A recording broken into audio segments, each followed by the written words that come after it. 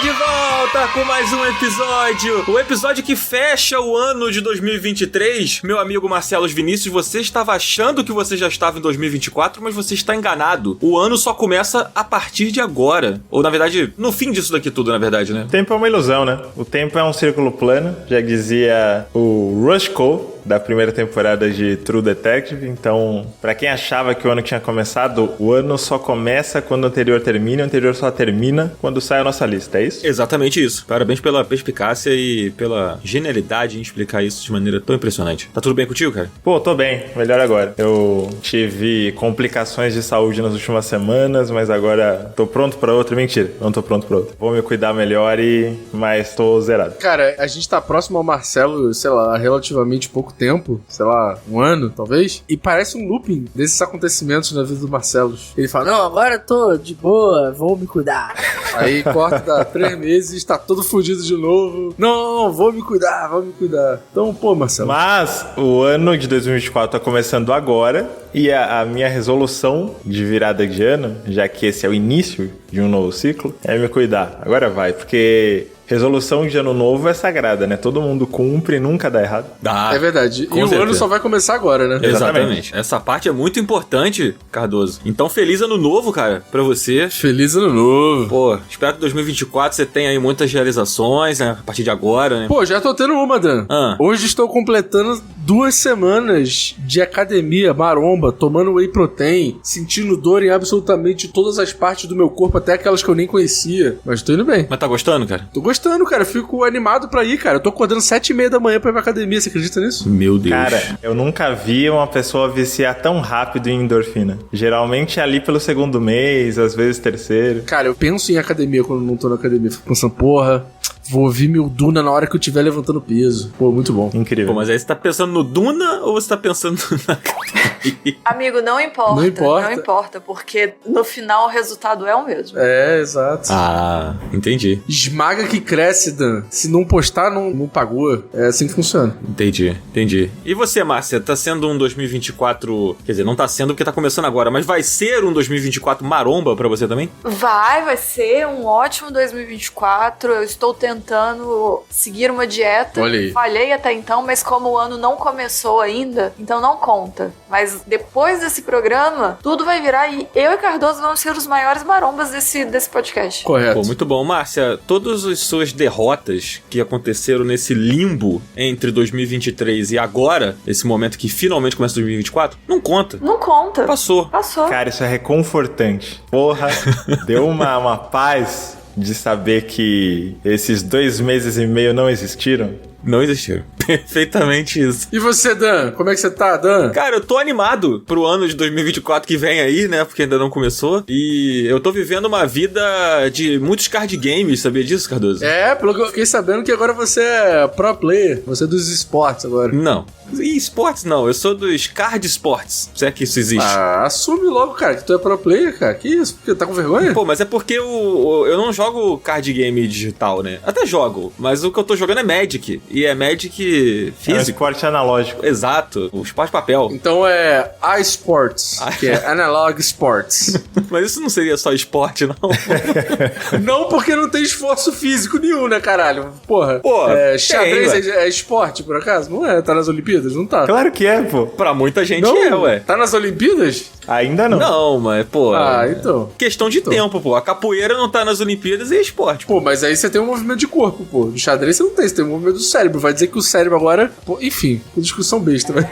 Você se perdeu no argumento, Cardoso. Eu ia entrar muito fundo, mas aí eu lembrei dos comentários do último verso, da galera falando assim, Cardoso não sabe argumentar, é um merda. Aí eu falei, deixa eu... Entendi. Então você está se deixando ser calado pela opinião pública. Não, amiga, sabe o que eu tô pensando? Eu tô pensando assim, eu vou malhar pra essa galera não encher a porra do meu saco. Enquanto mais eles reclamam... Aí você mostra só o muque, assim. Exato. Quanto mais eles reclamam, mais minha bunda cresce. Nossa, amigo, perfeito. No fim, o que o Cardoso ia falar, suponho, era que o cérebro também é um músculo, né? É, correto. Mas ele tá malhando os outros músculos que são mais importantes. Não, ele tá malhando os dois. É. Porque ele malha enquanto ele ouve Duna. Cara, eu tô literalmente lendo um livro e malhando ao mesmo tempo, cara. É o fim do Big Brother Brasil, isso. Fantástico. Incrível. Mas o que rende o Cortei o Cabelo gostaram não é ler livro, é malhar os glúteos. É verdade, correto. É verdade. Que eles continuem me odiando para que minha bunda continue crescendo. Fantástico, mas Cardoso, o que a gente vai fazer aqui hoje nesse programa que já é uma tradição, apesar de só ter sido feito 2 vezes? 2 vezes não, teve mais vezes. Calma, teve mais vezes. Hoje a gente vai dar orgulho pra Pitágoras. A gente vai dar orgulho para todos a classe cientista, a classe matemática que já existiu, porque a gente vai fazer a nossa união de todas as fórmulas matemáticas que já existiram na história da humanidade para fazer mais uma vez a nossa fórmula definitiva para que a gente consiga dizer para o mundo e para as pessoas quais que são os melhores jogos de 2023. E lembrando, depois que a nossa lista ela é sacramentada, não existe The Game Awards, não existe lista da IGN, não existe lista do The Enemy, lista de sei lá quem, não existe. A nossa é a resposta definitiva dos melhores jogos de 2023. Exatamente. Você ficou inconformado com o resultado do The Game Awards? Então agora você tem a chance de ficar inconformado de novo com a lista que a gente vai fazer aqui, caso você não concorde. Se você concorda, Ou não, ótimo. na verdade, se você concordar com essa lista, comente. Se você não concordar, discorde na sua casa.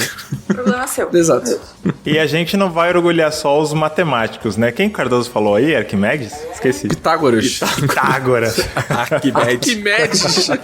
Arquimedes nem era matemático, era? Devia ser, pô. Nessa época todo mundo era matemático, cara. Todo mundo tinha que fazer conta. Era matemático, filosófico, físico, engenheiro, inventor e astrônomo grego. Olha só, o cara era pica mesmo. Olha aí. Exatamente. Mas a gente vai orgulhar também Aristóteles, Adorno, os grandes nomes da teoria estética. Porque a gente tá cravando o que é o belo, o que é o sublime na arte também. Cara, exatamente. E eu digo mais, quando a humanidade ruir e perecer, os nossos futuros pessoas vão encontrar nossos arquivos e vão falar assim, esses caras são aqui a tábua da verdade dos melhores jogos de 2023. Os nossos futuros pessoas?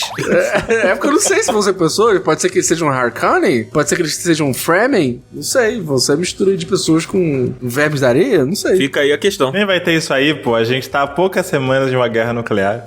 É verdade. É tipo isso. Mas, enquanto a guerra não acontece, a gente vai aqui fazer o nosso melhor jogos de 2023, que vai ser feito em 2 partes. E aí, se você ouviu o melhores jogos de 2022, você já sabe como funciona. A gente vai fazer um top 20. Aqui a gente vai fazer do 20º ao 11º. E na parte 2, a gente vai fazer nosso top 10 aí, o veredito final dos 10 melhores jogos de 2023. Se você não ouviu o melhores jogos de 2022, você tá errado. Você vai lá e ouve, aí você vai ver como é que funciona. Mas pode ficar aqui e ouvir e anotar um monte de jogo. Você não precisa ouvir pra acompanhar esse aqui, mas é bom, é o ideal. É muito bom pra gente, principalmente, né? Porque a gente fica feliz de saber que as pessoas estão ouvindo os nossos programas, né? Exato. Então tá bom. Então vamos lá. Ô, Zabuzeta, puxa aí uma música de ano novo. Porque afinal o ano tá começando só agora, né? Só em março? A música da Globo, do final de ano da Globo. Isso, exatamente. Eu tenho a impressão de que essa música já tocou em outro programa Já, a nosso. gente só tem essa referência, tá ficando velho. Cara, hoje a festa é sua, hoje a festa é Ah, nossa. gente, que outra música que tem de final de ano? Não Realmente. existe. É. A não ser que os jovens do TikTok já tenham inventado alguma. Mas... Se você é jovem do TikTok e tem uma música de ano novo que supere a música, tem que superar a música da Globo, você fala aí nos comentários pra gente que a gente, da próxima, ano que vem a gente faz isso aí. Correto. Cara, tá pouco gamer, hein? Quando vira o ano no Stardew Valley, não tem uma música de ano novo? Sei lá, cara. Estado velho. No Warcraft acho que tocava um.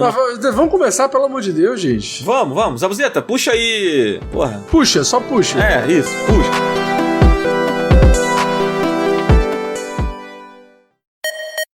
Cara, você sabe que o Zeca Pagodinho, o Chapolin Colorado e irmão do Jorel têm em comum? Todos eles,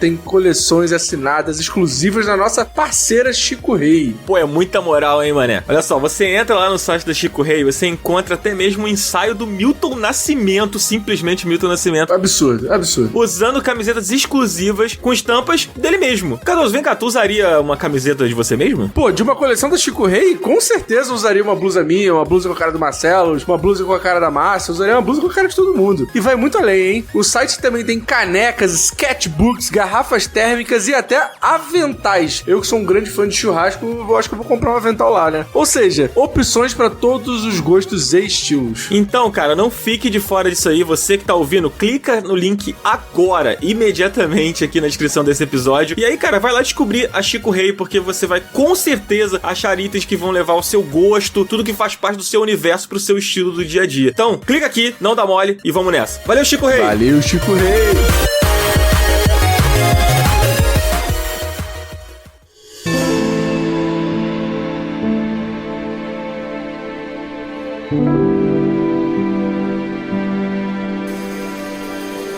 Meu querido Cardoso, vamos começar o nosso top 20 aqui. E a gente já vai começar com um jogo que é um jogo que ficou no seu top 10, né? Ficou na sua lista pessoal. Correto. Então, acho que você vai ter muitas coisas pra falar sobre ele. Eu também joguei e gostei do jogo, mas não tá na minha lista. Que é o Dread, cara. É que você tá errado, né? Você nem terminou o jogo, então você não teve o sentimento de chegar até o fim, de jogar esse jogo maravilhoso, sua obra-prima. Não, mas eu senti muitas coisas jogando, o suficiente pra gostar do jogo. Não o suficiente pra querer terminar ou botar ele na minha lista. Mas fala aí, cara. O que é Dread? Cara, Dread, ele é um jogo que você é um pescador que tá conhecendo um lugar misterioso, onde coisas misteriosas acontecem no período da noite, onde monstros aparecem no período da noite, e você simplesmente controla um barquinho. A sua vida é ter um barquinho, pegar peixe, vender os peixes e fazendo upgrade nesse barquinho, e conforme você vai evoluindo, você vai entendendo quais são os segredos daquele lugar que você tá, aquele arquipélago, né, que é um monte de ilha e tal. E ele é um jogo muito sobre o medo do mar. E eu achei isso muito interessante, porque eu sou uma pessoa que tem um pouco de cagaço de mar. Eu tenho muito. Só quem viveu as praias da Barra da Tijuca, que já foi puxado, sabe como é que é? Mas, cara, é um jogo muito, muito, muito interessante. É um jogo com uma trilha sonora muito foda, com um visual incrível. Ele é um jogo muito relaxante, se for de dia. Se for de noite, aí ele é meio perigoso. Ele tem uma história legal e ele tem personagens muito interessantes. Então eu acho que vale super a pena a galera jogar. E é um jogo indie, mais barato e tal do que a maioria dos jogos aí. Então vale muito a pena. E é o jogo perfeito pra jogar no Steam Deck. Fica essa informação aí. Ele é pesca/terror, né? Sim, sim.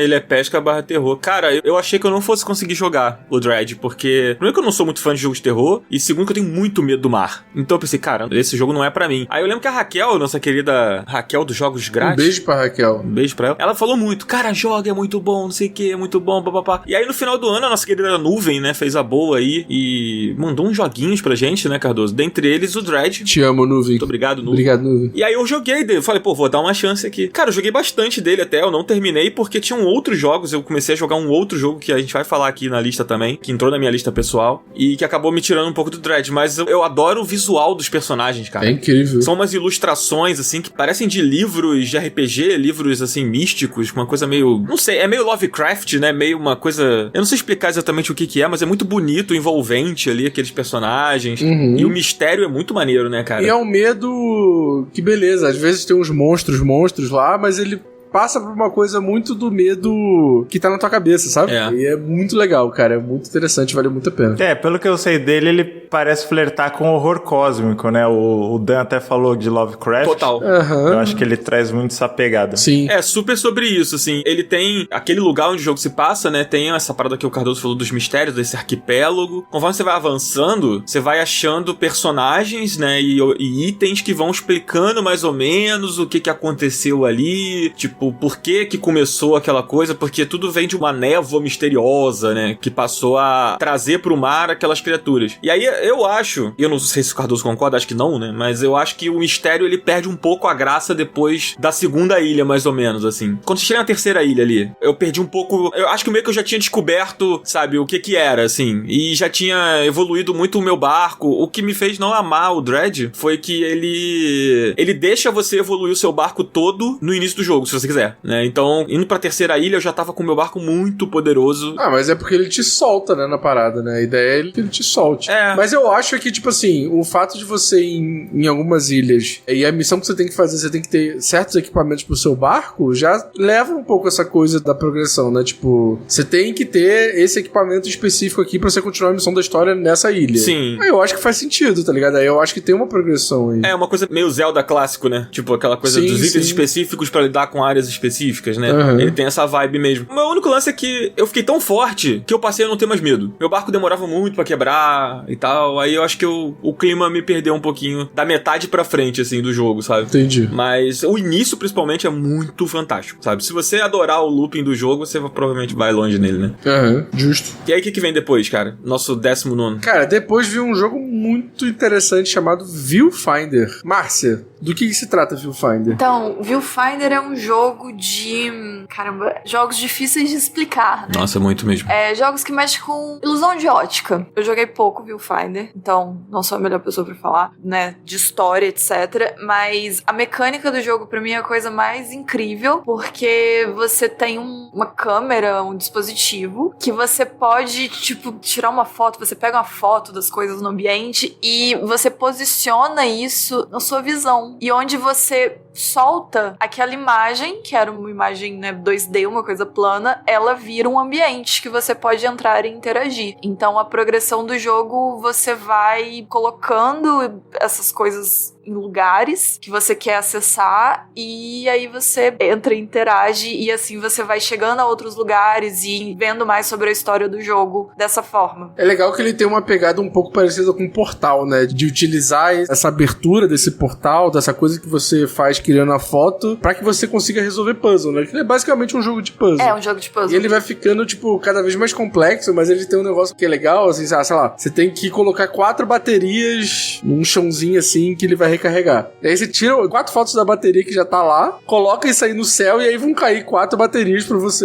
reutilizar, assim. Eu achei isso muito interessante. Mas tem liberdade pra brincar com isso? Ou é blocadinho assim, tal foto funciona em tal lugar, ou você pode zaralhar tudo? Você pode zaralhar tudo. Você pode zaralhar tudo. Pô, isso é muito impressionante. É muito legal. E ele brinca muito com essa coisa da perspectiva mesmo, né? Tipo assim, tem várias coisas, sei lá, você tem que atravessar uma porta. E aí você tira a foto de uma estrutura, sei lá, de um prédio, alguma coisa assim. Na hora que você for posicionar a foto, você posiciona, sei lá, ela meio pra baixo. E aí na hora que você clica, ela cria uma ponte que aí você consegue atravessar, tá ligado? Isso é muito maneiro, mano. É muito legal. O que eu acho mais legal desse jogo, e jogos de puzzle que mexem com perspectiva, ilusão de ótica, etc., é que ele te obriga a ser criativo. Então, tinha alguma parte que eu joguei, você tinha que chegar num lugar que era muito longe, e o jogo, ele meio que você tá sempre numa ilha flutuantezinha, não uma ilha de verdade, né, tipo areia, etc., mas uma coisinha pequena, é um lugar pequeno, assim, e em volta é um vão, não tem nada. Uhum. E aí era um lugar muito longe o outro lugar que você poderia andar. E pra chegar até lá, você meio que ia duplicando a foto pra ir criando um caminho gigantesco, assim, até lá. E isso te obriga a ser criativo, de o que eu posso fazer com as ferramentas que eu tenho em mão. Ou, às vezes, de girar um cenário pra você andar, né, de ponta cabeça, ou meio na diagonal, pra você chegar até tal lugar, etc. Uhum. É, e tem esse negócio que é legal de você poder manipular a foto que você vai colocar no lugar de várias maneiras, né? Tipo, pode virar ela de um lado específico, virar pra lá, virar pra cá, olhar pra ela meio torto, que aí na hora que você posicionar, tipo, ela fica meio torta. E é legal que, assim, a partir do momento que você posiciona, dependendo da fase que você tá, ela come o cenário inteiro. Então, tipo assim, o cenário vira aquela foto que você colocou lá, sabe? Isso é muito maneiro. Ele visualmente lembra bastante The Witness também, né? Eu acho que talvez não no loop de gameplay, mas acho que a direção de arte puxa bem nessa vibe. É, o gameplay, na verdade, se você quiser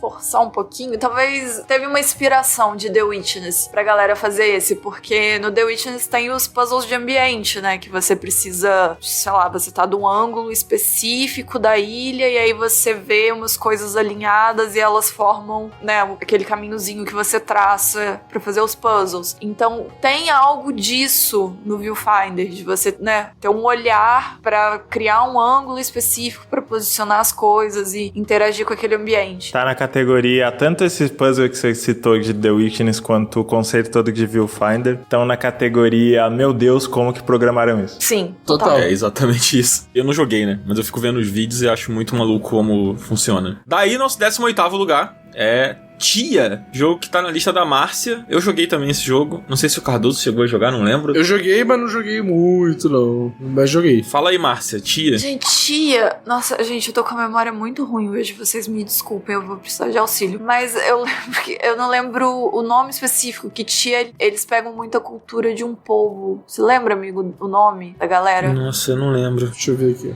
Chama Nova Caledônia. Então, e aí ele tem muito essa pegada de ser um jogo que é trazer pro público a cultura dessa galera e, né, enaltecer a cultura deles também. Então, ele tem muitos elementos disso e é um jogo gostosinho de jogar, assim. Ele tem uma exploraçãozinha e aí você vai conhecendo os personagens e os personagens, né, você vai interagindo e tal, e aí eles vão te contando algumas coisas sobre a cultura. E o que eu acho legal é que você vai descobrindo isso de uma forma muito natural, assim. Ele não te força, não é uma coisa tipo, olha, estamos te dando uma aula sobre o que é. Ele vai ali sendo inserido no jogo, como se fosse, assim, né, como a gente tá acostumado com a maioria dos jogos, trazendo uma história de ficção e você vai descobrindo aos poucos, eles vão fazendo dessa forma também. E ele é muito gostosinho de jogar e bonitinho também. É legal que a personagem principal, ela, que é a tia, né, ela tem uma habilidade que ela consegue pular a alma dela para outras coisas, outras criaturas. Então, tipo assim, você consegue voar com um pássaro, tipo assim, você transfere sua alma pra um pássaro e você vai com ele, você pode transformar num golfinho, e assim vai. Tipo, você vê a criatura e aí você passa a sua alma pra essa criatura. É bem legal isso. E o jogo tem uma parada também que ele fala muito sobre aquecimento global, sobre ditaduras, sobre exploração daquele ambiente ali. É um lugar muito paradisíaco, muito bonito e tal. Fala sobre poluição, fala sobre tudo isso, assim, que é um assunto super pertinente pro momento que a gente vive hoje, né?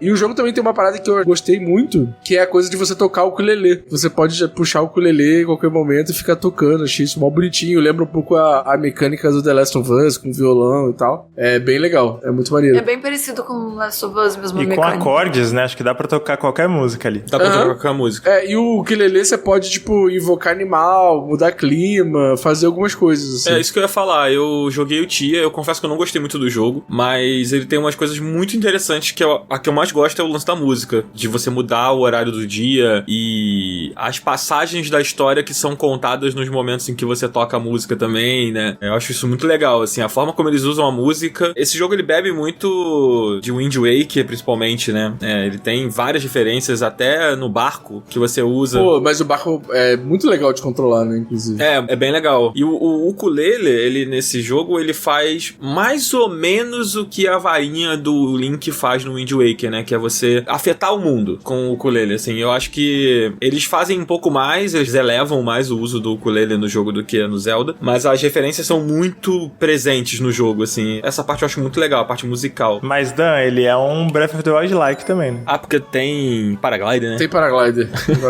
Tem um jogo de, se não me engano, 2014, chamado Never Alone, que era um jogo de plataforma que contava a história de um povo nativo do Alasca. Só que eu joguei esse jogo, achei ele culturalmente bastante rico, assim, só que eu achava ele pouco polido. Eu não cheguei a jogar o Tia, mas eu vi muito ele na Twitch. Vi um amigo meu jogando ele quase inteiro. E eu fiquei com a impressão que ele pega essa ideia de uma referência cultural, de uma população nativa específica, de um contexto, só que melhor trabalhado enquanto jogo, assim, né? Menos uma cartilha cultural e mais, pô, o jogo em si também tem bastante coisa interessante. É isso. Aí o nosso 17º lugar é da lista do nosso querido Marcelo Vinícius, que é o Cocoon, jogo que eu fico muito triste de não ter conseguido jogar. Aliás, essa é uma lista nossa esse ano que tem muitos jogos que nem todos conseguiram jogar, né? Porque 2023 foi um ano de muitos jogos, então ficou difícil. Vai acontecer muito isso, né? De ter jogo aqui que tá na lista de um, não tá na lista de outro. E o Cocoon acho que é um deles que tá na lista do Marcelos. Fala aí, Marcelos, por que Cocoon é um dos melhores jogos de 2023? Cara, Cocoon foi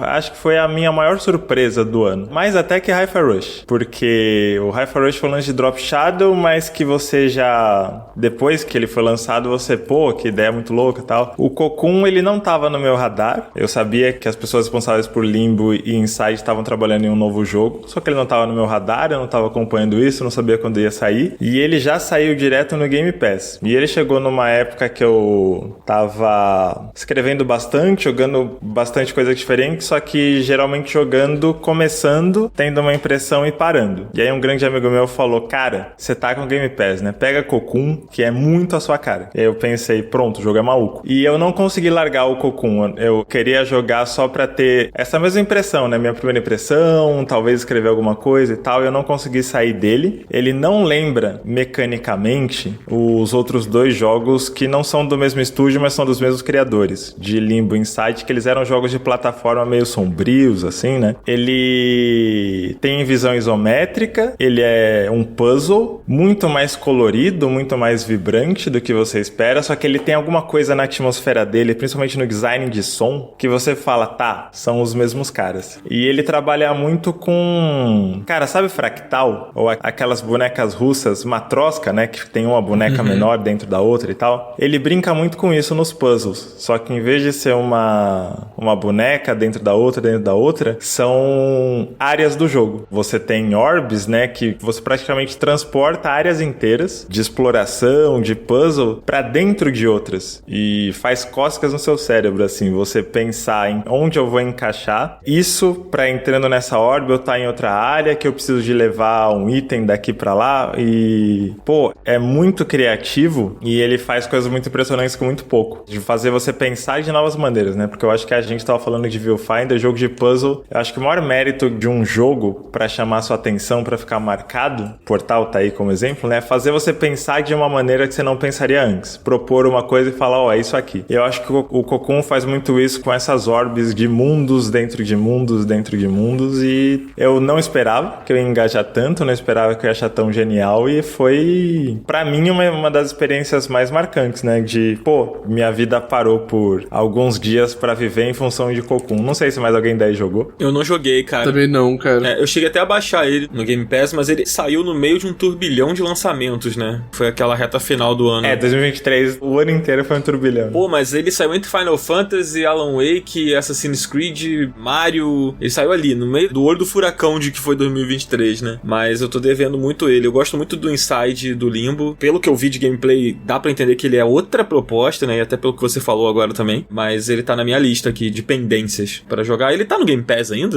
Acho que sim. Creio que sim. Acho que tá assim, amigo. Ele tem muito uma coisa de insetos meio tecnológicos, assim, né? Até o nome do jogo é literalmente casulo. E esteticamente falando, ele é muito único também. Mas eu acho que é parecido com, sei lá, você tava falando do Inside do Limbo. É o que eu falei, você sabe que são as mesmas pessoas, mesmo que você não consiga apontar muito bem o porquê. Tem um dedo autoral ali. É tipo você assistir Cães de Aluguel e depois assistir Os Oito Odiados. Não tem nada a ver um filme com o outro, mas você fala, tá, isso aqui é Tarantino. É meio que essa energia, sabe? Legal. Só pra falar, tá sim no Game Pass, tá? Boa. Então vamos pro nosso 16º? Vamos, Dan. Que é curioso que ele esteja aqui. Ai, meu Deus. Agora vai, agora segura. 16º lugar, a gente tem Baldur's Gate 3, que para muitos aí é o jogo do ano, né?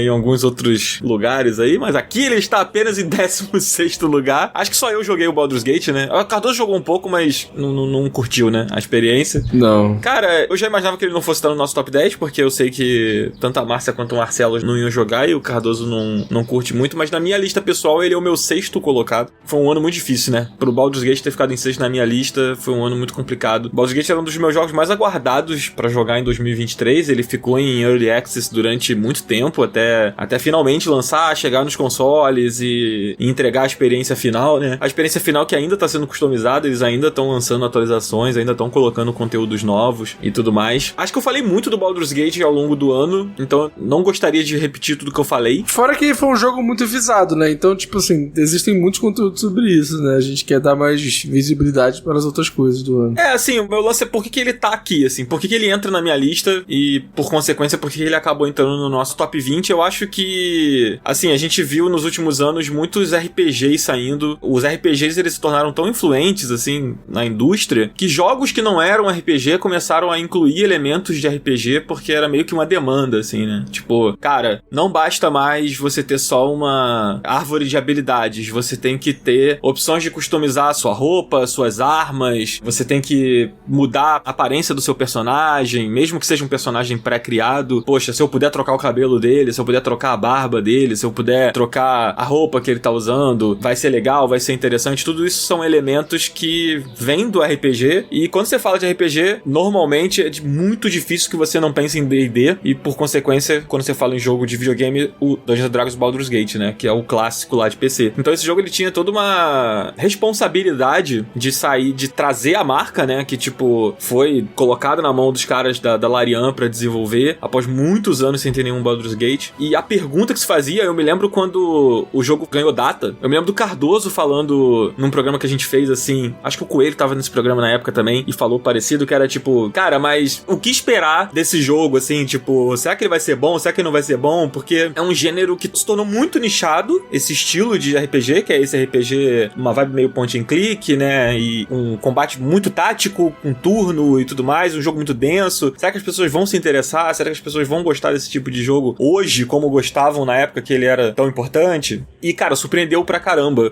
Eu acho que o gênero RPG em videogame tem muito a aprender com o Baldur's Gate 3, como aprendeu com o Baldur's Gate 1 e 2 no PC lá no início dos anos 2000, sabe? Então é muito surpreendente pra mim, eu que gosto muito de RPG, jogo muitos jogos de RPG, ver que o Baldur's Gate saiu nesse estilo, que é o estilo dele, ele não se deixou mudar, né? A gente vê hoje o Helldivers, que é um jogo que mudou completamente do 1 pro 2, o que não é ruim, é bom, mas o Baldur's Gate, ele quis ser exatamente o que ele era, e ele conseguiu mostrar que, sendo esse estilo de jogo que não é mais um jogo da moda, não é mais um jogo que tá dentro das tendências, ele ainda pode mostrar coisas que, tipo, os outros jogos vão querer aprender com ele, vão querer fazer igual. Então eu acho que, pra mim, assim, o motivo de eu amar tanto o Baldur's Gate, eu não terminei o Baldur's Gate 3, eu ainda tô no último ato dele, e não consegui voltar, porque foram tantos jogos que eu não... E não vai terminar, né, Dan? Fala a verdade, tu não vai terminar esse jogo. O problema é que 2024 já começou com o pé na porta, né? Esse é o ano dos RPGs.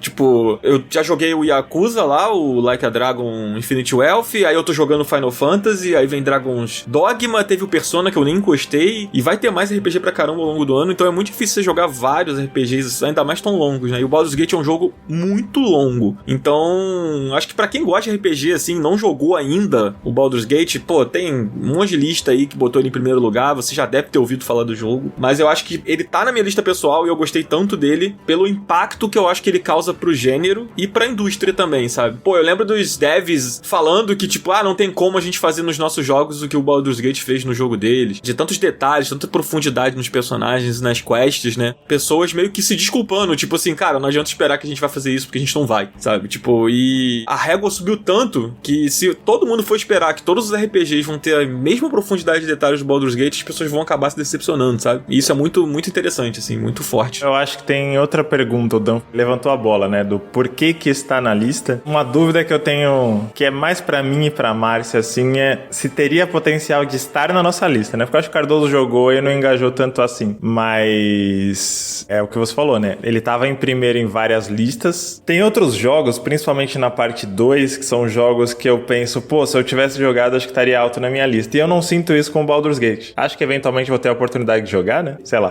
pegar alguma promoção dele no Play 5, alguma coisa assim. Mas ele vai ter que subverter muito minhas expectativas e a minha impressão sobre o gênero todo. Eu tenho certeza que ele é excelente, mas acho que eu não sou o público, assim, né? Mas vai ver muita gente falando, cara, eu não gostava desse gênero, eu não tinha mínimo interesse por D&D, por nada disso, até jogar Baldur's Gate 3. Eu tô nessa expectativa. Sabe o que eu acho, cara? Eu acho que ele tem características nele que são muito latentes ao longo do jogo inteiro. Então, tipo, se alguma dessas características não te agrada nem um pouco, você dificilmente vai curtir a experiência. Saquei. Por exemplo, o Cardoso, ele não gosta de combate tático. Não é uma parada que ele curte. É aquela coisa de você ter que se posicionar durante a luta ali, como um Final Fantasy Tactics, não, né? Não é nem combate tático, é mais combate de turno, que eu não gosto. Então, mas você tá gostando, por exemplo, do Like a Dragon, que é um combate de turno. Mas é porque o jogo me cativou por outras coisas. Tipo assim, eu tô conseguindo jogar o combate de turno, legal, ok, mas o jogo me cativou por outras coisas que não são combate. Então, mas o Baldur's Gate, ele tem muitas coisas pra te cativar. Então, mas ele não me cativou. Até o momento onde eu joguei, eu não fiquei, tipo, cativado pelo jogo, pelos personagens. Não me cativou. Entendi. O Yakuza, ele te cativa desde o primeiro minuto, pô. Entendi. Acho que é isso, assim. Ele não é um jogo pra todo mundo, talvez, o Baldur's Gate, sabe? Mas eu acho que todo mundo que der uma oportunidade, assim, ou se interessar por algumas camadas do jogo, pode vir a gostar, pode vir até a passar por cima de coisas que normalmente você não gosta tanto, assim, sabe? Ele é um jogo difícil, o combate dele não é fácil no início do jogo, então se você for jogar numa dificuldade intermediária ou mais difícil, você talvez vá se frustrar. E se isso é uma coisa que pra você não é bacana, eu não recomendo você jogar ele em uma dificuldade que não seja no fácil. E é isso, mas assim, eu conheço várias pessoas que jogaram e não eram fãs de Baldur's Gate e acabaram amando o jogo pelas coisas que ele faz, além do combate, além das coisas que as pessoas comentam muito, que é a profundidade das missões. Assim, você tem quests que começam no iniciozinho do jogo e que elas vão terminar lá no último no ato. Você vai até esquecer daquele personagem em um determinado momento. É tipo aquele NPC que você fala no iniciozinho ali de Pokémon, por exemplo, e que ele vai e fala, nossa, como é legal a tecnologia. E aí, tipo, você vai e encontra ele no final do jogo e ele se tornou um grande tecnólogo que inventou a Master Ball. Imagina que fosse isso, sabe? Tipo, você nem lembra mais daquele NPC, ele só falou uma frase pra você ali, mas como você falou com ele, você ativou uma quest que você nem sabia, sabe? Então, são tantos detalhes e tantas coisas que cortam o jogo inteiro que você não para de se surpreender. Você fala, caramba, isso aqui realmente era importante, mesmo não sendo a missão principal. Você pode deixar a missão principal totalmente em segundo plano pra viver a sua própria história da maneira como você quer. Tipo assim, eu me interessei em seguir esse caminho aqui, então é esse caminho que eu vou seguir. O jogo permite. Sabe o que também tem pequenas histórias que se pagam lá na frente após centenas de horas? O quê? One Piece. Olha aí. Ó, da gênio, não tem como. Mas o One Piece não tá aqui na lista, Marcelo. Faz isso não, pelo amor de Deus. Senão o assunto vai pra... Aí fudeu. Vamos pro próximo, Dan. Senão a gente vai ficar falando de Baldur's Gate aqui. O Baldur's Gate tá em 16º lugar. Ah, é rapidinho. Eu juro que é rápido. Antes da gente sair de Baldur's Gate, só queria compartilhar com os ouvintes uma anedota. No ano passado eu tava na redação de um site, cujo qual acho que não cabe citar o nome aqui, mas eu basicamente era redator, tinha um editor-chefe, tinha a galera da gerência. E lá pelo mês de, sei lá, março, abril, a gente tomou um esporro, inclusive o editor, porque a gente não tava cobrindo Baldur's Gate. A gente não tava aproveitando o hype de Baldur's Gate 3, que era um jogo que, se eu não me engano, ele saiu em julho, não foi? Não lembro a data. É, mas acho que foi por aí. Foi agosto. E a gente tomou esporro porque a gente não tava capitalizando em cima disso. Só que ninguém tava, porque ninguém se importava com esse jogo. E a nossa reação foi tipo, velho, deixa a gente fazer o nosso trabalho aqui. Que raio de Baldur's Gate, mano? 2023 já tem tanta coisa, ninguém vai nem lembrar que esse jogo existe. No fim, foi o jogo do ano. Então, a única pessoa que se importava com Baldur's Gate 3, a nível de achar um dos lançamentos mais relevantes do ano, talvez da década, era o meu chefe nessa época. E eu zombei dele. A vida é isso, né? A terra plana capota. Mas, Marcelos, nada disso importa porque ele foi o jogo do ano nas listas que não valem nada. Na nossa lista ele tá longe de ser jogo do ano. Isso é verdade. Cara, exatamente. O Up, ele redime até as menores causas. Exato. Ele zera o universo. Que maravilha. Correto. A gente é o reset que o universo precisa. Fantástico. Tô me sentindo vingado. Aí sim. Podemos seguir. Vamos para o próximo, então. Em 15º lugar, qual que é o jogo que é melhor do que Baldur's Gate, Dan? Caralho. Em 15º lugar, mas sem concordar que ele é melhor que Baldur's Não, Gate. se passou o Baldur's Gate na nossa lista é porque ele é melhor, pô. Não tem A jeito. nossa conta matemática não mente. Você está querendo ir contra a matemática, uma ciência Não, Exato. jamais. de anos, milhares de anos, uma coisa exata. Longe de mim. Jamais faria isso. Peço, inclusive, perdão aos matemáticos, a Pitágoras e as entidades matemáticas. Arquimedes também. Arquimedes. Por favor, peço perdão por Arquimedes. Ao professor Linguiça e todo mundo. Mas em 15º lugar, Dave the Diver, o jogo polêmico aí de 2023. Um dos melhores indies do ano, caralho. Depois dessa eu vou até mutar o microfone aí, mas ó, o jogo tá só na lista do Cardoso, é isso? Exatamente. Gente, esse é o jogo que ele é o console seller do Steam Deck. Lógico, agora ele tá em outras plataformas, tá. Mas até então, quando eu joguei, ele era exclusivo pra PC. Dave the Diver é um jogo que você controla o Dave e ele é um diver. Olha que incrível. O Dave, ele é um pescador, só que ele é um pescador que mergulha pra pegar os peixes. E, ao mesmo tempo, ele tá adquirindo um restaurante nessa ilha, nessa praia que ele tá. E aí, esse jogo é um jogo sobre pescar peixes e gerenciar um restaurante, ou seja, tem mecânica de pescar e tem mecânica de fazendinha e administração de um restaurante. Ou seja, ele é um pacote completo. E é legal também que, assim, não só tem toda essa parada desse gerenciamento de fazendinha, tem fazendinha de peixe, tem fazendinha de arroz, porque você tem que fazer sushi e tal, não sei o que lá, não sei o que lá. O jogo é um jogo com muita personalidade, é um jogo com personagens muito carismáticos e interessantes. Tem toda uma história por trás disso, então, tipo, você demora pra terminar a história do jogo. Você vai fazendo upgrade de arma, de arpão, de maneiras diferentes de pegar peixe, você vai pegando arma, vai pegando um monte de coisa, vai pegando armaduras melhores. Ele é um jogo que tem uma discussão sobre exploração daquele espaço, será que você pode explorar daquele jeito? Existem histórias ali dentro daqueles mares, que eu não vou contar porque eu não quero dar spoiler, que deixam a jornada mais interessante. Então ele é um jogo sobre tudo isso, assim, sobre a preservação daquele ambiente, sobre ter um restaurante, sobre ter uma fazendinha, sobre salvar uns animais, fotografar animais incríveis que você só vê naquele lugar e tal. Então eu acho que ele é um jogo muito completo, assim, tudo que ele se propõe a fazer, e com muito carisma, assim, a animação dos personagens é muito foda, o gráfico, né, tipo assim, a parte, tipo, das cutscenes e tal, é tudo desenhado e é muito bem feito, é um tipo de pixel art muito legal, então eu acho que vale muito a pena, ele é um jogo com muita personalidade. E agora tem DLC do Godzilla no jogo. Então, é GOT. Já saiu a DLC do Godzilla? Não tenho certeza, deixa eu ver. Não, maio. Chegará em maio. Cara, 2023 foi o ano da pesca, né? Exato,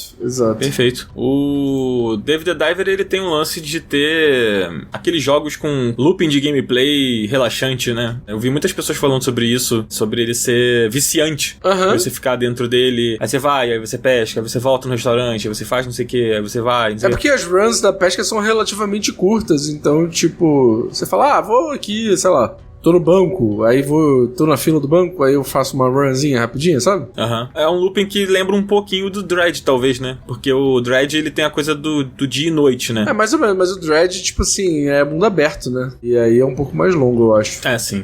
É porque o Dread eu ficava com tanto medo que eu só ficava até o início da noite e depois voltava correndo pra cidade. E o Dread, eu acho que ele tem, tipo assim... É porque toda vez que você vai no David the Diver, a ideia é que você vá cada vez mais fundo. E no cada vez mais fundo, chega uma hora que você chega no limite do seu personagem, das suas limitações ali, dos seus equipamentos, você tem que voltar. Mas são runs muito curtinhas, tipo, a run de fazendinha também é curta, a run do restaurante também é curta. Então ele é um jogo, tipo assim, pra você ir curtindo devagarzinho, sabe? Legal. Rapidinho, rapidinho, rapidinho, e você vai... Lembrando que o David the Diver, ele é o 5º colocado da lista do Cardoso. Então, a partir de agora, a gente provavelmente vai começar a entrar em alguns jogos que estão mais bem posicionados nas nossas listas pessoais, né? Exato. Porque, como a gente já explicou aqui, talvez a gente não tenha explicado com tantos detalhes nesse programa, mas a gente já explicou em outros, né? Que a nossa lista é baseada em pura matemática. Então, quanto mais bem posicionado nas nossas listas, mais pontos ele faz, e por isso os cálculos levam para que certos jogos fiquem à frente por conta disso. Correto. E aí a gente chega ao nosso 14º jogo, que é um jogo que está muito bem posicionado na lista da Márcia, e acho que só na da Márcia, na verdade, que é o Mortal Kombat 1. Cara, esse foi uma surpresa até pra mim, tá? Eu não esperava que esse jogo fosse, tá? Eu também. Melhor que o Baldur's Gate. Exato, eu não esperava que Mortal Kombat 1 fosse ser melhor que Baldur's Gate 3. Eu fico muito surpreso aí, realmente, Mortal Kombat ser melhor do que Dread, do que Cocoon, do que Baldur's Gate. Mas a matemática não mente, né? O que a gente pode fazer? Não mente. Longe de nós questioná-las. Não, longe de mim questionar Pitágoras. Aparentemente eu sou a única pessoa que gostou. Exato. Exatamente. E eu acho que a gente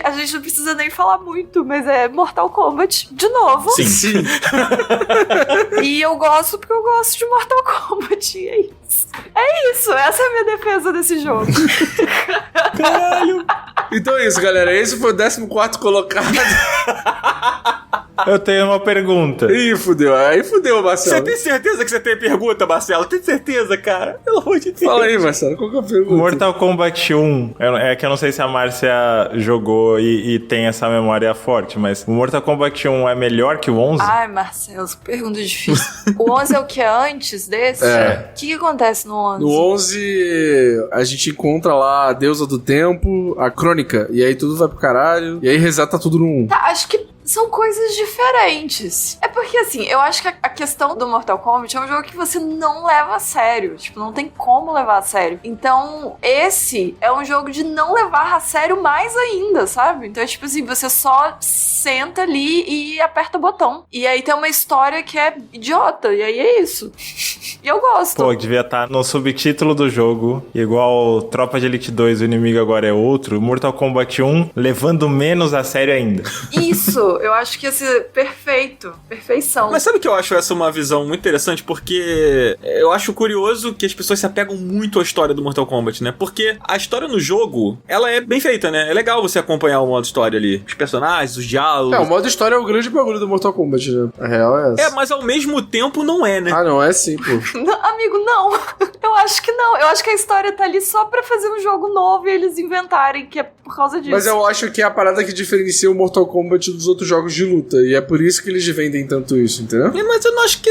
Amigo, pode ser. Mas assim, talvez a justificativa é que eles dão mercadologicamente. Mas assim, pra mim, a sensação que eu tenho pra mim e meio que pra todo mundo é que, tipo, você compra Mortal Kombat pra jogar com outras pessoas, com seus amigos, sei lá. E pra ser um jogo de lutinha. Então você compra, tipo, pegar e jogar. E aí ele tem uma história ali pra você jogar sozinho também. É um negócio que meio que tá em segundo plano. E é uma coisa mas tão estúpida. A história do Mortal Kombat, ela é muito estúpida. Tipo, é sem noção, sabe? Pô, mas a do 11, por exemplo, era boa, né? Esse aí eu achei fraco. Então, mas é isso que eu tô falando. De, tipo assim, é uma coisa que é pra ser besta, pra acontecer uma coisa absurda e, sei lá, tipo, acontece uma coisa muito nada a ver. Não é pra ser uma história que você leve a sério. Então, pra mim, é tipo, beleza, sabe? Que vier aí, beleza. A impressão que eu tenho, assim, é que a história, ela é bem feita. É legal você jogar o modo história. Não acho que ele é ruim. Eu só acho que, no fim das contas, tipo, a galera se apegou muito ao lance de ter rebutado, né? Ah, rebutou de novo e não sei o quê. Mas é porque meio que rebutou e não rebutou, né, na verdade.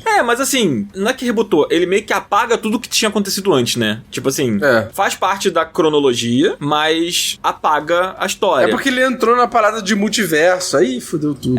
Sim. Tem que acabar o multiverso, cara. Eu acho que a maldição da nossa época é o multiverso. Sim, correto. Menos o jogo, porque o jogo multiversos é bom. Fortes são aqueles que sabem como utilizar o multiverso ao seu favor, né? Tu conhece alguém? Eu não tô ligado. Em alguma realidade do multiverso isso existe. O Homem-Aranha. Só o filme do Homem-Aranha. O Homem-Aranha. Justo. Homem-Aranha é maneiro. Apenas ele. Tudo em todo lugar ao mesmo tempo. Tudo em todo lugar ao mesmo tempo. Mais um bom exemplo, verdade.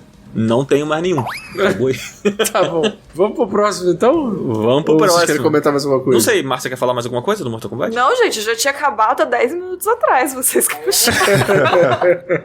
Cara, em 13º lugar tá uma DLC, porque DLC também entra nas nossas listas. Assim como a do Mario Kart entrou em 2022, não é mesmo? Exato, então... exatamente. Cara, ele é muito safado. Temos aqui God of War Ragnarok Valhalla, DLC que chegou no finzinho do ano, de graça, pra quem tinha o jogo, né, logicamente. E, cara, eu fui o único que colocou, né, eu acho. Sim, tá só na sua lista. E ele tá no meu número 4. Porra. Olha aí, tá bem alto. E, cara, por que eu gostei tanto? Primeiro que God of War Ragnarok é um jogaço, assim, eu gosto mais dele do que o de 2018. E segundo que ele faz uma coisa muito legal, que é transformar o God of War num roguelike, que é muito maneiro, é muito legal de jogar, porque God of War, depois de 2018, os antigos também, mas assim, o de 2018 e o Ragnarok, eles têm uma jogabilidade muito boa, é gostoso de você jogar, é gostoso de você batalhar, é gostoso de matar bicho. E é legal que essa DLC, ela faz muitas homenagens ao personagem Kratos. Quem foi o Kratos antes do God of War 2018, todos os arrependimentos, todas as coisas que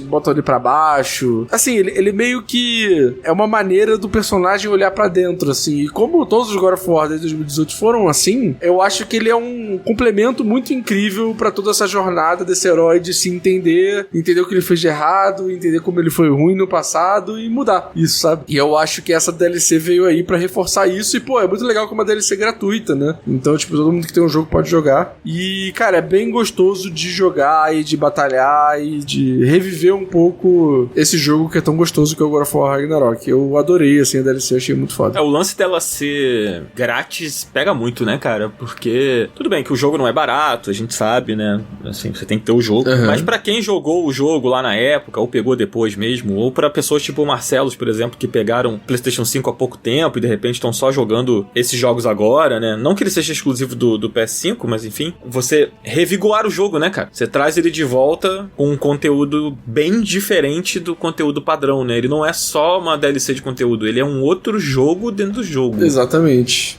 E dá pra encontrar a promoção do God of War agora, né? Os jogos da Sony costumam entrar em promoção, assim, né? Sim. Principalmente mais de um ano depois do lançamento. É muito legal, gente. Vale muito a pena. Legal. Acho que ninguém mais jogou, né? Então fica aí. Mas o God of War é um jogo muito forte, né? Eu tô em vias de, é o que você falou. Tá no meu backlog do Play 5. Beleza. Então vamos pro 12º lugar, que é o segundo lugar do Marcelos, é isso? Terceiro. Ah, terceiro lugar da lista do Marcelos. Então a gente tá ficando cada vez mais no funil ali dos nossos favoritos, que é o Armored Core 6, jogo que a gente fez programa sobre ele, inclusive. E Marcelos, fala aí, cara. Cara, tem muitas coisas pra falar de Armored Core 6, mas a maioria delas seria repetição do que eu falei no episódio que a gente gravou, que tava o Henrique do Nautilus aqui também. Acho que ali a gente deu uma boa pincelada geral do porquê que esse jogo, tipo, o Cardoso não tinha curtido tanto, mas porque que eu e o Henrique a gente ficou tão fascinado, assim. O que eu quero falar sobre ele em retrospecto, agora que eu digeri melhor a experiência, é que a sensação que eu tive jogando esse jogo, por mais que ele não seja o primeiro jogo de uma nova série, muito pelo contrário, a sensação que eu tive jogando esse jogo foi parecida com a que eu tive quando eu tava com o Play 3 há pouco tempo e eu aluguei Demon's Souls pela primeira vez. Que era aquele sentimento inicial de, cara, que esquisito isso. Eu não sei muito bem o que tá acontecendo, eu só morro, acho que eu não tô entendendo nada, vou jogar só mais umas 2 horinhas e provavelmente eu vou dropar. E esse jogo vai crescendo gradativamente dentro de você até ele virar umas experiências mais marcantes que você teve, assim. Demon's Souls, todo mundo sabe o que aconteceu, né? O jogo foi o embrião de um fenômeno, de um novo gênero na indústria. Armored Core não vai ser nada disso, né? Até porque ele é muito mais um jogo retrô, em vários sentidos, que eu acho que é inclusive a parte que mais incomodou o Cardoso, né? Ele tem uma pegada muito arcade, de fases blocadas, de missões rápidas, de combate, assim. Mas eu fiquei muito com o sentimento, tipo, jogando e depois lembrando do jogo, que esse jogo foi feito com muita paixão. Eu fui pesquisar a história da série e a história da From Software no geral na época, e ele realmente foi. Eu acho que é óbvio que a From Software tem muito carinho e tem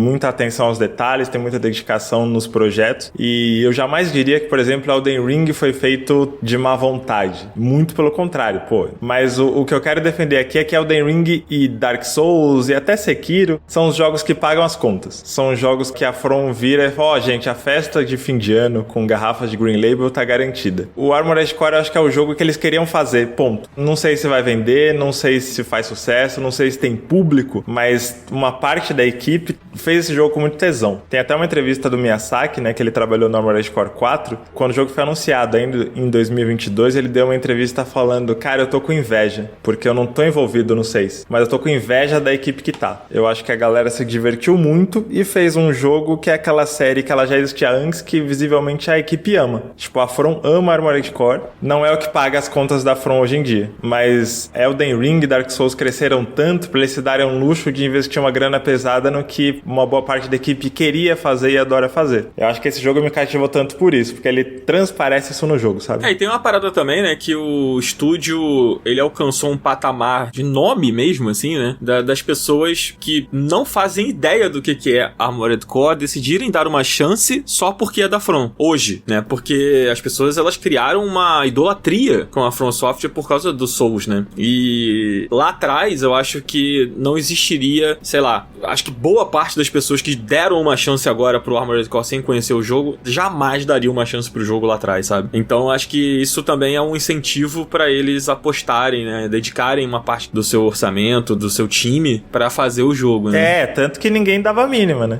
O 5, ele já saiu numa época de transição, né? Acho que o 5, ele é meio contemporâneo com Dark Souls 2 ali. E também, quem lembra de Armored Core 5, assim? Mas eu acho que muita gente que deu a chance por esse motivo de, opa, é porque era uma grande questão, né? O que a From vai fazer depois de Elden Ring? Além da DLC de Elden Ring. E eu acho que isso chamou muita atenção pro jogo. Eu tenho certeza que muita gente saiu decepcionada, mas eu tenho certeza também que muita gente, eu incluso, ficou grato. A gente pensou, pô, eu não conheceria esse jogo de outra maneira se a From não tivesse com o nome que tá. Que bom que isso aconteceu. Maneiro. Então tá aí, Armored Core é o nosso 12º lugar, e a gente vai pro 11º, que é o último jogo desse episódio aqui, o último jogo dessa parte da lista, né, do nosso top 20, que é o Chants of Sennaar, jogo que acho que só tá na minha lista, né? Sim. E também é o seu terceiro, né? Eu falei do meu terceiro, você vai falar seu terceiro. É verdade, é verdade. Ele é o meu terceiro lugar. A gente não falou de todos os terceiros lugares nesse programa, acho que vão entrar na parte 2. Cara, Chants of Sennaar, esse jogo me surpreendeu muito, assim, ele é muito bonito, né? De cara, assim, você bate o olho nele, você vê o trailer, você vê as imagens e ele é muito diferente, né? Visualmente, visualmente, assim, as cores muito fortes e tal. E eu já sabia que ele era um jogo de puzzles, né? De você ter que resolver ali alguns mistérios e tudo mais. E aí eu fui jogar e achando assim, mais um jogo de puzzle. Eu joguei, por exemplo, esse ano eu joguei o Humanity, que eu acho que ele não tá nas nossas listas aqui. E o Humanity é um jogo, assim, de puzzles. Eu adorei o Humanity. Apesar de eu ter achado ele bem difícil, depois de um certo ponto. Acho que todo jogo de puzzle é meio assim, né? Sempre tem uma hora que fica um pouco mais difícil, assim, tem que quebrar mais a cabeça pra passar. Eu acho que o Humanity, ele fica difícil meio cedo, assim. Mas ele é um jogo muito legal, é um jogo muito divertido. E eu tava esperando que o Shanties of Scenaria ia ser uma coisa parecida. Vai ser um jogo meio difícil, de puzzle, não sei o que, papapá. E aí, o que é o Shanties of Scenaria? Ele é um jogo em que você é um personagem que chega num mundo ali, num lugar misterioso. E aí, nos primeiros minutos de jogo, você percebe que pra você conseguir progredir, você vai precisar se comunicar com os outros indivíduos daquele mundo ali. Porque você se vê numa situação em que você tem que abrir uma porta, que você não tem como passar por aquela porta, mas do outro lado da porta tem uma alavanca e tem um indivíduo ali naquela alavanca. Então você pensa, se eu falar com ele, ele vai abrir pra mim. E quando você fala com ele, você percebe que você não entende uma palavra do que ele tá falando. Porque ele fala um idioma próprio do jogo que você não entende. Você não entende uma palavra sequer. Então você vai começando a achar caminhos ali de se comunicar com aquele personagem e ele começa a apontar pra certas coisas, ele começa a gesticular algumas coisas que você vai começando a pensar, ele apontou pra alavanca e falou uma palavra. Então essa palavra deve ser alguma coisa referente a alavanca, ou abrir a porta, ou a própria porta, ou fechadura. Então o jogo oferece um recurso de você ir anotando palpites do que é determinada palavra que um personagem falou. E aí você vai anotando lá. Ele tem a palavra X lá, e aí você coloca maçaneta, sei lá. E aí, conforme você vai avançando, aquela palavra vai aparecendo em outras conversas. E aí, se você não adivinhou o que é a palavra, se você não teve certeza do que é, vai sempre aparecer a sua sugestão do que você acha que é, conforme você vai se comunicando. Parece maluco, né? De explicar, mas quando você vai andando no jogo, você vai progredindo, isso vai fazendo muito sentido. E no início do jogo, é muito fácil. No início do jogo, é muito óbvio o que são as palavras, porque o personagem aponta literalmente, sabe? O personagem, ele grita e aponta pra um lugar e aí você entende o que é. Então o jogo no iniciozinho, ele meio que te dá palavras bases pra você conseguir progredir, naquele alfabeto ali, e aí depois ele vai ficando mais complicado, você começa a ter que ter uma noção muito maior de semiótica, de observação geral ali, pra poder ir entendendo o que são as palavras, tem que observar o comportamento daqueles personagens, né? Tipo, pra onde o guarda vai quando ele sai pela porta, e aí para o personagem que apontou pra aquela porta num horário mais cedo, quis dizer o quê? Aí você vai, o guarda vai pra lá porque ali é onde ele dorme. Então a palavra que falaram é dormitório. Então, com o tempo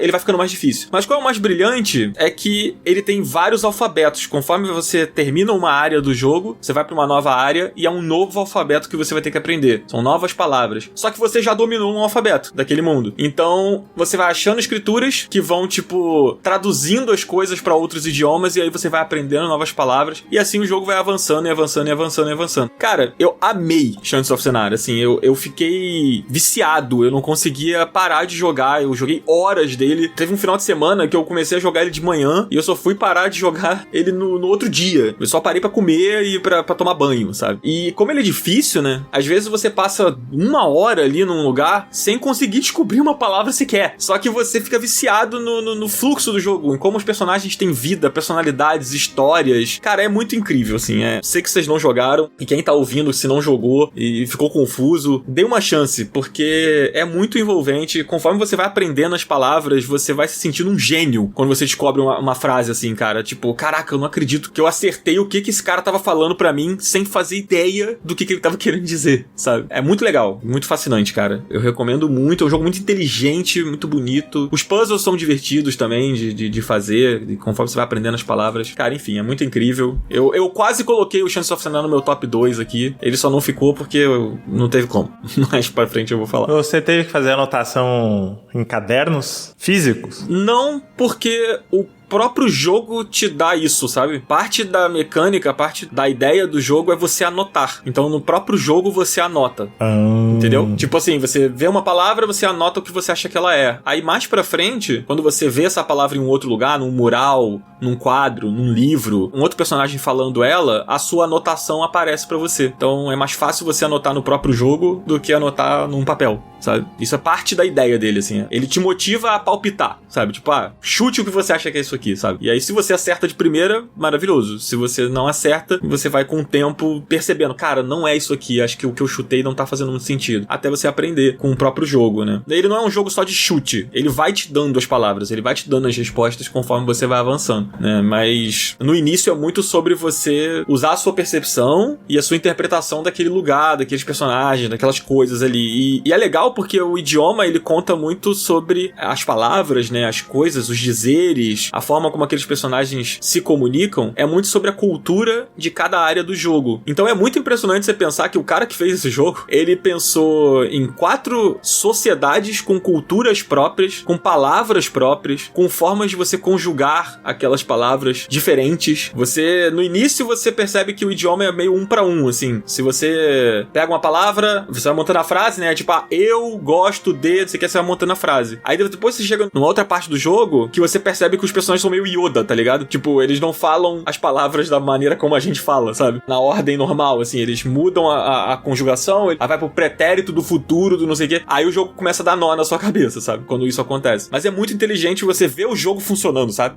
Você vê como ele é inteligente e como o cara que pensou isso foi inteligente, sabe? Sei lá, eu gosto muito de Senhor dos Anéis, o Tolkien, né? Que criou idiomas lá dos elfos e não sei o quê. Esse cara, ele faz meio que isso, sabe? Ele cria idiomas ali. Cara, é muito interessante, muito interessante. Eu recomendo muito, assim. Infelizmente ele não tá no Game Pass, nem no serviço lá da Sony, mas se ele eventualmente entrar ou tiver numa promoção, assim, eu recomendo muito, porque é muito legal mesmo. Eu falei no Baldur's Gate que tem jogos que entrariam na lista de cada um, se a pessoa tivesse jogado. Esse com certeza tá no que eu olhei e falei, acho que estaria na minha. Baldur's Gate não. Cara, o Cardoso eu sei que jogou um pouquinho do Shadows of Cenário, eu acho que ele jogou muito, muito pouco. Não sei se é o tipo de jogo que ele vai curtir, mas acho que a Márcia, por exemplo, ia gostar muito. Amigo, então eu não sei se foi o momento, mas eu peguei a demo dele e aí eu fiquei com um pouco de preguiça. Porque realmente é um jogo que você tem que pensar.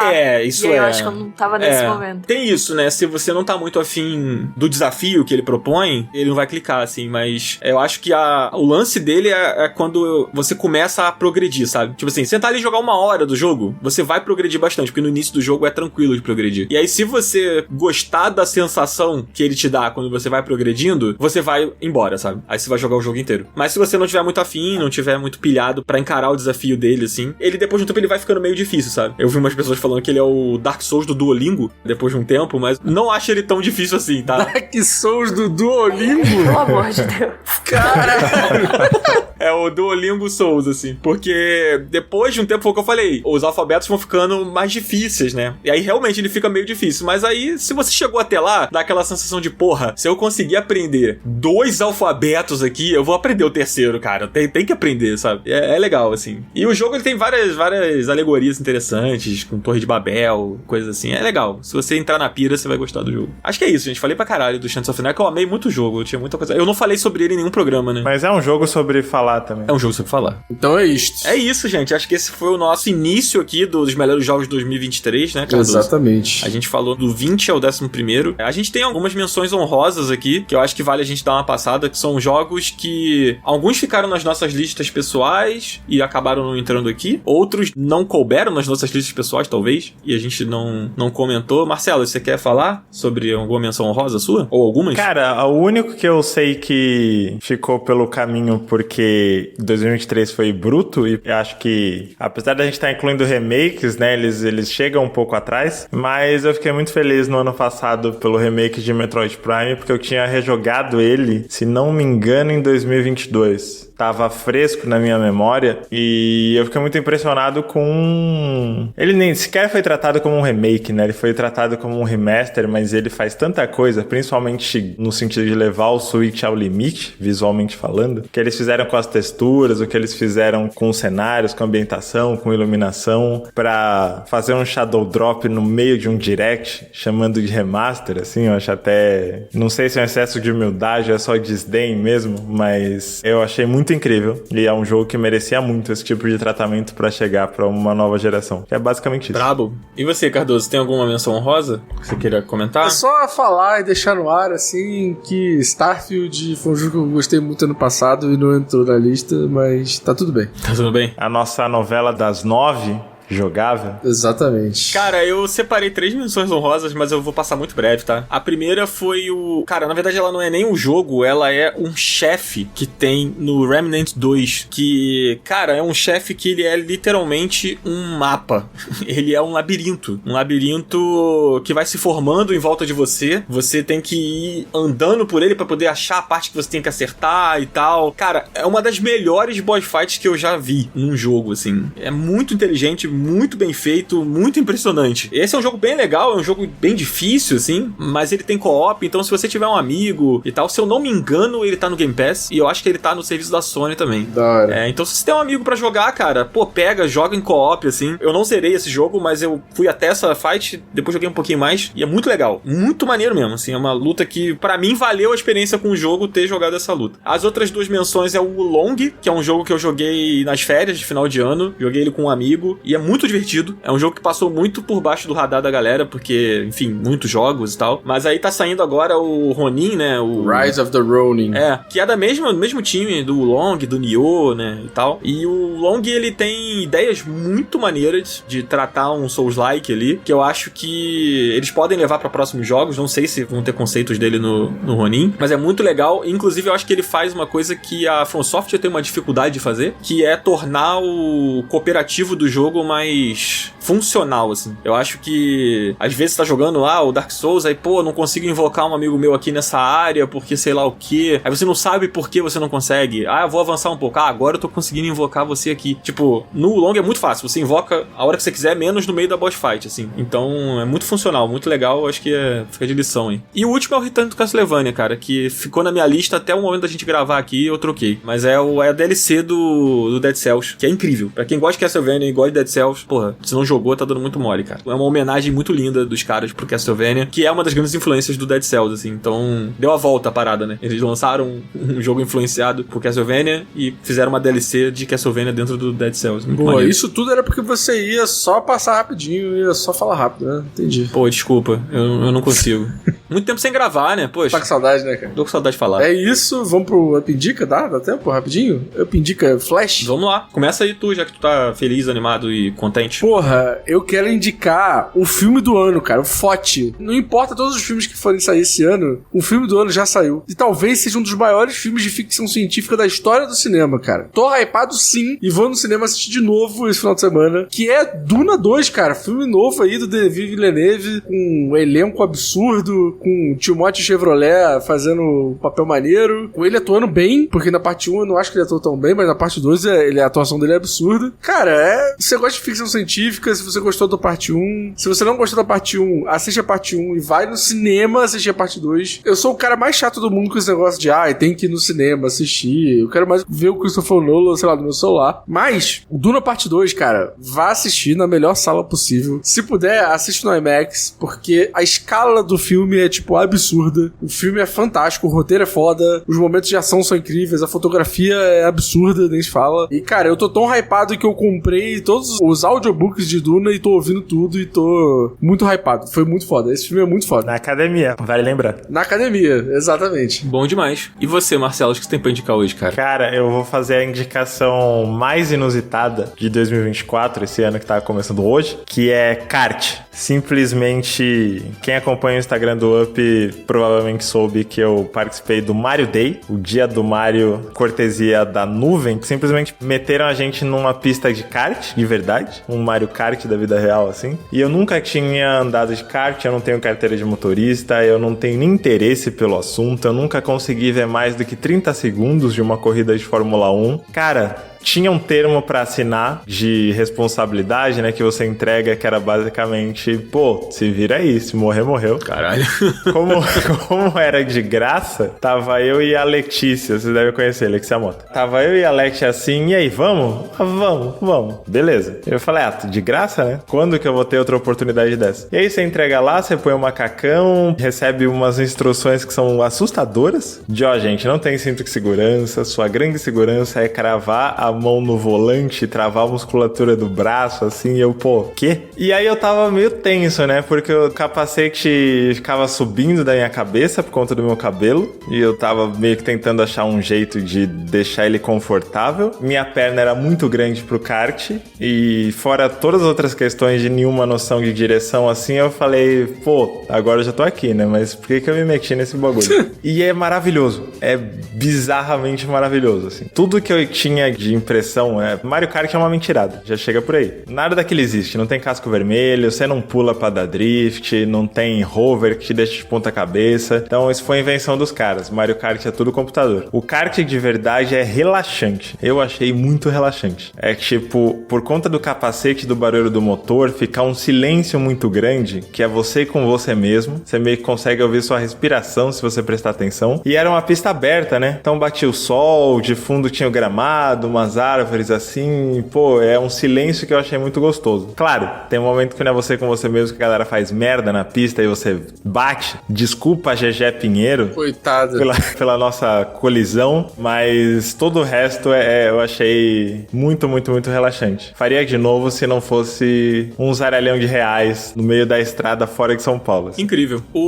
A celebridade Coelho no Japão tava lá? Tava. Pô, vocês devem ter visto o que esse cara fez, né? Não, cara, graças a Deus eu não vi, cara. Fala aí, que foi? Esse Facínora, eu tava comendo, porque depois do kart, teve uns comes e bebes, e ele chega do meu lado me abraçando com o celular na minha cara e fala, vamos Marcelo, chegou a hora, e começa a cantar a música do Mario Day, a música do canal dele. Meu Deus do céu. Aí que momento. Cara, pelo amor de Deus, velho, eu fiz o react do seu vídeo literalmente te zoando. E aí ele, não, mas a gente fez a música pras pessoas darem risada mesmo, agora vem aqui cantar comigo, não sei o que, então fica a denúncia aí, esse cara fará outras vítimas, vocês que estão ouvindo falando, não, o Coelho é legal, o Coelho é engraçado, ele vai fazer outras vítimas, talvez seja você na próxima BGS, e isso vai ficar impune? Ô Marcelo, só uma pergunta, você cantou a música? Eu não sabia a letra. Mentira! Eu só sabia você sabe a letra sim. Você sabe sim. Eu só sabia do... como é que é? Let's go, começou, a Nintendo já anunciou a data do novo Direct. Essa eu sei. E não foi essa que ele cantou? Não, ele cantou a do Mario Day, essa é do Nintendo Direct. Ah, tá. Como era Mario Day, ele puxou a música do Mario Day. Entendi. É que são muitos hits de sucesso, né? O músico Coelho no Japão. Mas prestigiada, a Bohemian Rhapsody do Coelho é a do Nintendo Direct.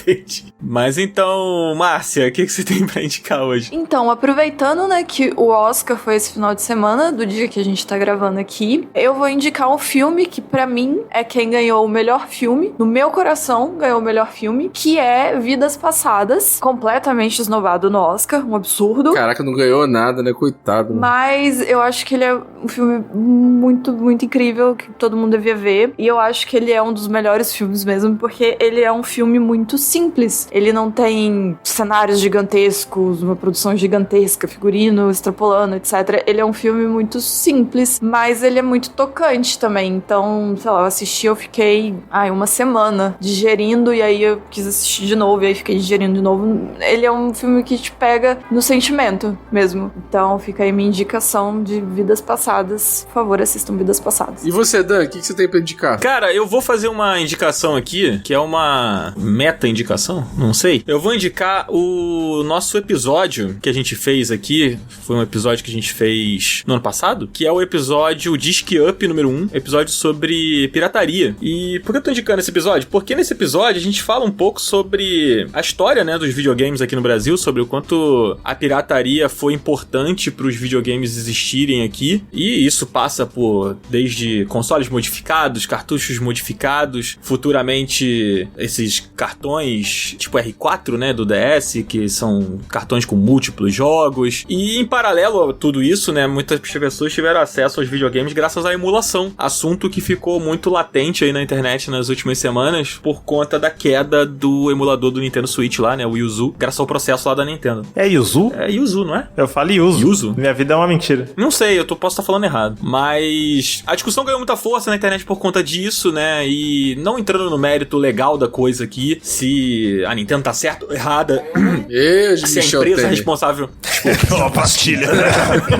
Se a Nintendo tá certa ou errada de ter entrado com o processo, se a empresa tava certa ou errada de estar ganhando dinheiro com o emulador. Eu não quero entrar nessa parada. O que importa pra mim é o resultado da situação, que é pessoas perderam acesso à parada, assim. Então, mas o console tá vivo ainda. Há muitas discussões, né? A gente poderia fazer um programa sobre isso se a gente quisesse. Mas a gente já fez e é por isso que você tá indicando o disquete. É isso. Exatamente. A gente fez um programa sobre pirataria. A gente fez um outro episódio sobre preservação de jogos, que foi com o nosso querido Felipe Gugelmin, em que a gente também falou muito sobre isso, sobre a importância da emulação, sobre o quanto existem órgãos, assim, ao redor do mundo lutando pra preservar jogos que se perderam, jogos que hoje você não tem acesso, a não ser através da emulação. E aí eu li muita gente falando muita besteira na internet sobre o quanto tem que acabar a emulação, tem que denunciar todos os emuladores, tem que derrubar a porra toda, e não sei o que, não sei o que lá, e bababá. E isso é muito curioso, porque a maioria de nós aqui, nós quatro, e provavelmente muitas das pessoas que estão ouvindo, tiveram acesso ao videogame em algum momento das suas vidas graças à emulação, graças à reprodução, né, da mídia de alguma forma. E seria muito triste que acabasse isso agora, sabe? Deixasse de existir. Porque hoje eu tenho como bancar os meus jogos e comprar os meus jogos que eu quero jogar, que bom, que eu cheguei nesse patamar da minha vida, mas durante muito tempo eu não pude. E eu tenho certeza que tem muita gente que não pode também. Então, ouçam esses episódios, a gente fala muito a fundo sobre isso, tanto esse disc up de pirataria, quanto o de preservação, que a gente fez, que eu não lembro qual é o número desse episódio. Eu também não. Mas já tem um tempinho que a gente mas fez. É aquele bagulho que a gente sempre fala, né? Não seja babaca e não seja hipócrita. É só isso. Não é difícil. É só essas duas coisas. Cara, assim, eu não vou nem pedir pra não ser babaca, eu não sei se a pessoa entende isso, mas assim, a parte da hipocrisia as pessoas entendem. É fácil entender. É que eu acho que assim, a pessoa que é babaca, talvez ela não entenda que ela seja babaca. Mas a parte da hipocrisia é fácil de entender. Se você fez uso disso sua vida inteira e agora você não faz, e aí você diz que tem que ser proibido, você tá sendo hipócrita. Então é simples, assim, de você compreender, sabe? É isso aí. Acho que vale ler um pouco sobre o assunto, ouvir, a gente fez esses programas, ouçam. São legais esses programas, não só pra você tomar como lição, mas porque são programas interessantes. A gente estudou bastante sobre o assunto pra falar sobre, então é legal. E fica aí a minha recomendação aí. Então é isso, né? É isso. Semana que vem a gente volta com a parte 2 desse programa de melhores jogos de 2023. Tem muito jogo pra falar ainda, né? Tem 10 jogos aí pra gente falar. E são, acho que, os nossos jogos mais queridos. Então a gente vai ter bastante coisa pra falar sobre eles. Vamos ver. Quem será que ficou em primeiro, Cardoso? Só saberá quem ouvir a segunda parte. É isso aí. Deixa aí comentário. Quem você acha que tá em primeiro? Comenta aí, gente. É isso. Então até semana que vem, galera. A enquete vai ser... Vou até botar aqui, ó. Enquete. Fomos justos com Baldur's Gate? O Mortal Kombat 1 é melhor que Baldur's Gate? É isso mesmo. Vou botar aqui. MK1 é melhor que Baldur's Gate? Fica aí a questão, respondam na enquete. Semana que vem a gente tá de volta às 10 horas da manhã. É nóis, galera. Não esqueçam do Catarse, cara, que a gente nem falou, né? Agora já passou, já? Passou, batido. Então é nóis. Valeu, galera. Tá bom, valeu, Tamo junto. tchau. Valeu. Tchau, gente. Beijo. Da semana que vem. Tchau.